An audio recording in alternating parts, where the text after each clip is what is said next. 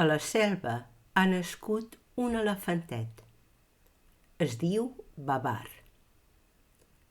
La seva mare se l'estima molt. Per fer-lo dormir, el bressol amb la trompa, tot cantant dolçament.